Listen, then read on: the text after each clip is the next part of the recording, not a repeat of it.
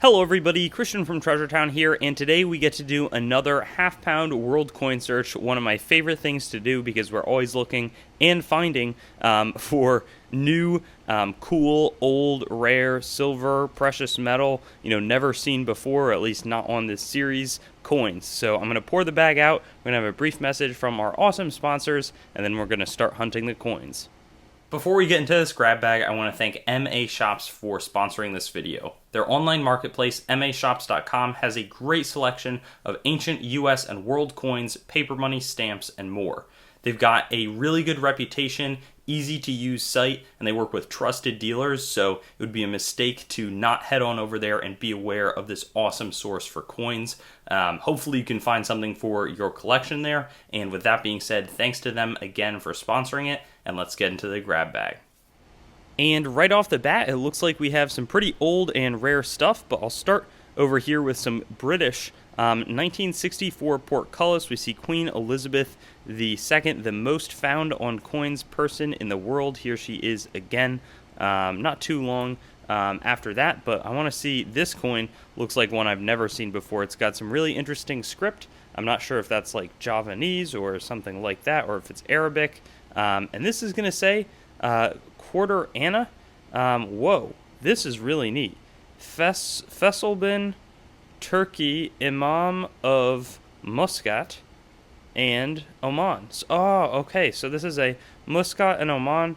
I want to say that that's 1315, but I'm not sure the corresponding, U.S. year. That's more of the Islamic calendar. I think the 1315. I don't know if this is valuable either. I'm going to have the update on this one. That's a really good way to start this hunt because I've never seen anything like it before. I think I have a coin from Muscat and Oman in my typeset, but I don't even know if I have that. 1995 Jamaica little heptagonal coin, also not one that I've seen before.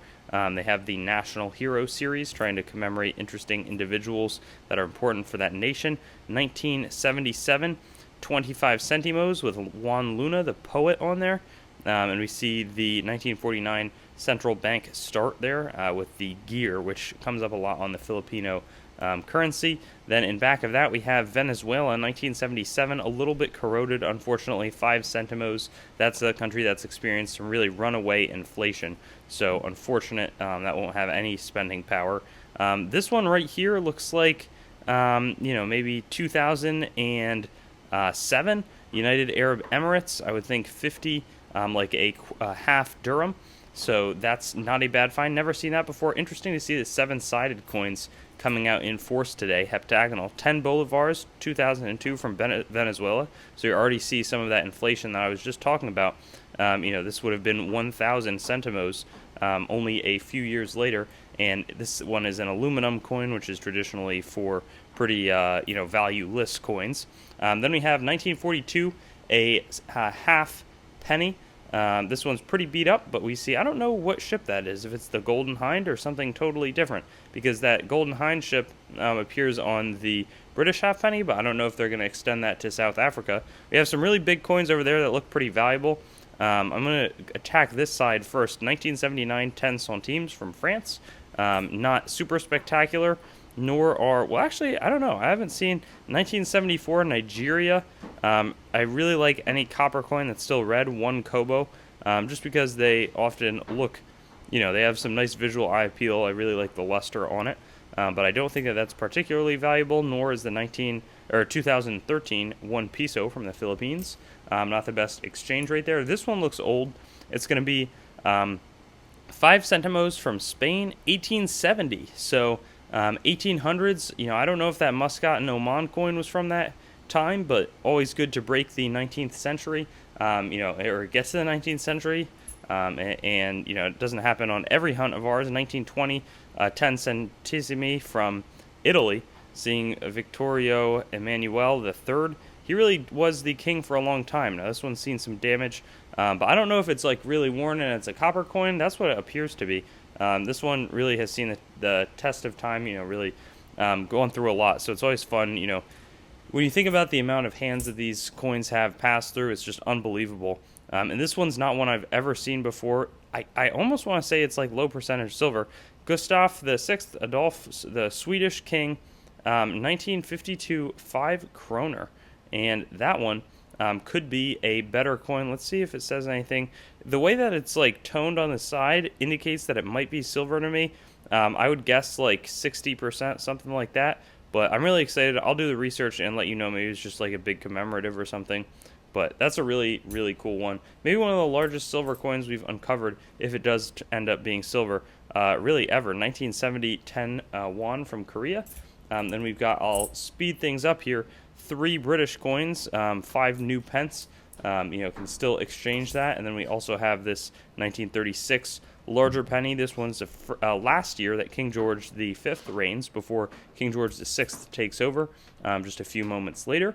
Also getting through some more coinage that's similar to what we've seen before.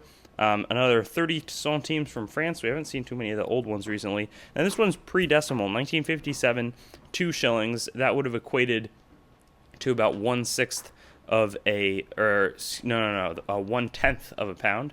It was 12 pence in a shilling, 20 shillings in a pound, so 1/10. And then this one, we see the different kings or crowns, and it's going to be 1950 or 36. Fosterlandet, I think that's going to be Sweden. So I should confirm that though. So I'll let you know, fem or 5 or. But the crowns, it's definitely going to be one of the Scandinavian countries. That's what we know for sure at this point. Here we've got the landlocked Costa Rica, 1989, 5 colones, BCCR. I assume that has to, it refers to some sort of a central bank that's been set up in the country. And then after that, we've got Jamaica, again, 2008. This national hero, George William Gordon. I wonder what George William Gordon did. I will also update you on that front. It would just be interesting to know. I always like to do these videos so that we can get some cool history, and I want to make sure that I deliver. After that, in 1949, 1 shilling. I was thinking that it looked silver down there, but I don't think that this is silver, even though it might appear to be so. Maybe it's a wrong planchet, but I don't think so. I think it's just a regular old 1949 shilling from Great Britain or Scotland. Sometimes they would sort of vary the actual sort of minting location. More Venezuelan bolivar, 1967. Only 1 bolivar here.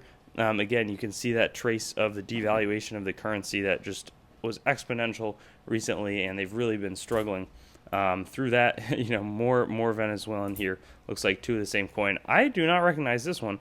10 centi Eastie. That looks like maybe Estonia. 2002. Again, always fun to see. I'll let you know what those 3 lions mean, if it's just some sort of a crest or something. But Isti Vabarik, get the translation and everything going, because it's always fun. I get to learn along with you, so I'll tell you what that is referring to.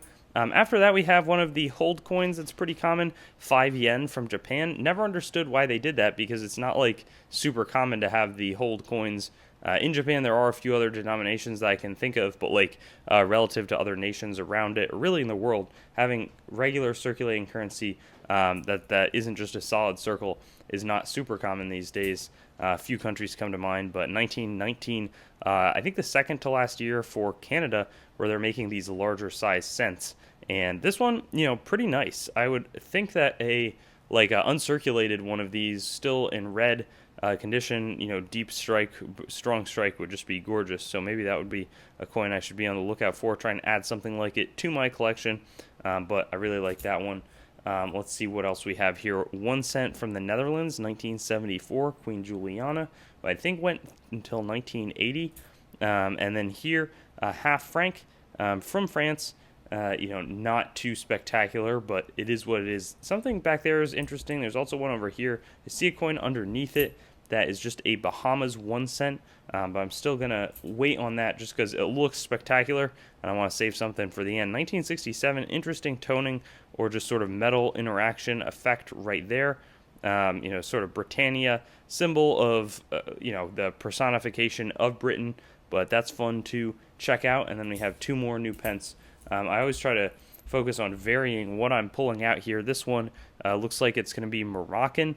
One, I want to say it's Durham as well, and I'll provide you with an updated exchange rate for whatever this is from 1987.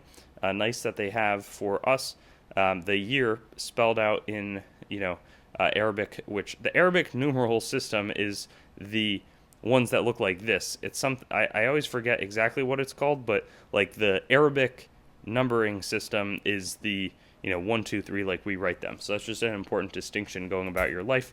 1959, 1 shilling from Great Britain.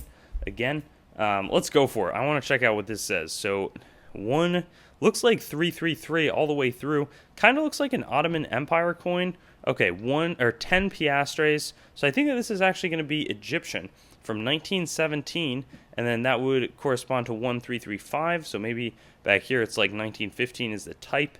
Or the general year. I don't exactly know all the details, but I'll be curious what this sort of thing would sell for. It has had a fair amount of wear. Most of the detail is gone. Certainly no luster. A few sort of harder dings than just a tiny hit on the rim, but it's still a silver coin. I think that these are generally either sterling or 91.7%. So maybe not quite sterling, but still pretty high purity. Really excited about that find, and there's something good looking behind it. This 120 maybe from Georgia. I don't know where this is going to be from, but I will tell you all the details on this because it's got a different system of letters. So it's not the normal alphabet that we use. So I can't give the information I wish I could on it. 1901, 5 cents here. Looks like Victoria, Canada. That could actually be a better coin. It's in pretty challenging, beat-up shape, but I'm assuming that is definitely 92.5% sterling silver. So I'll have the value information. Maybe it's like $3, but maybe it's a little bit more. I'll again let you know. One Wee from Zambia, 1983. Pretty simple coin design, but I really like it. Always fun to show something about the country, something unique, and that's what we get there. I'll let you know what animal that is. It kind of looks, I don't know, is that just an anteater or something more special? I'm not too sure. I'm going to go, so 1 penny quickly out of the way. This one's 1 centesimo from Panama. Urraca, a native leader who I believe was resisting the conquistadors and fighting back. These are tradable at 1 cent per Panamanian centesimo. There's always been a link there from the dollar to the Panamanian dollar. 5 Pfennig from Karlsruhe, the G mint mark. 1950 shows the Sprout, New Germany emerging post-World War II. So interesting, again, symbolism always there on these coins. We've got this one, Bartolome de las Casas, 1 centavo from Guatemala, 1978. He was an early, I believe he was in the church, and maybe like merged, or he was sort of like a missionary, but also somebody that advocated. There were a lot of wrongdoings back in that time against sort of the native populations. So I'll tell you a little bit more in an update. But then we have a 1977 25 centimos here, and then closing out. This is a heavy coin, guys. I want to say, does that say 1275? That would be pretty old as well. And this thing certainly has some weight to it. I don't know exactly if that's like 120 or something, maybe 120 Kirsch, maybe it's an Ottoman coin, but it looks special. And I think, if this is silver especially, this is a super strong half pound of world coins, because we have a bunch of stuff that I'm going to be doing research on, and then a lot of coins. I also want to not forget about one of our first coins, if not the first, the quarter Anna from Muscat and Oman. Just so much neat coinage in this hunt. That's why I do these, and I'm so excited to go research so that I can let you know everything above. And I'll see you on my next video, whether it's one of the ones in between or coming back in 2 weeks for the next half-pound world coin search. Thanks for watching. Thanks for watching the video. I'd encourage you to like, comment, and subscribe to the channel to stay updated. I've also got Facebook, Instagram, and Twitter, so you can follow me there. TreasureTownYT.com is the main channel website. Definitely give that a visit. I've got a lot of information about me up there and the channel. CoinGrabBag.com as well currently redirects there, but it's some good opportunities for very fair grab bags, both made by me and other sellers. A lot of different options, so that's a good way to support. There's also TreasureTownCoins.com. In the future, my coin dealing operation will be done out of that website. CoinMeltPrice.com for updates on the melt prices of your coins. coins, both US and world. A lot of resources in that website. And then coinsmetalscards.com being developed right now as a marketplace and news source for coins, metals, cards, and collectibles in general. So I'll see you on my future videos. Looking forward to seeing you there and hope you have a good day.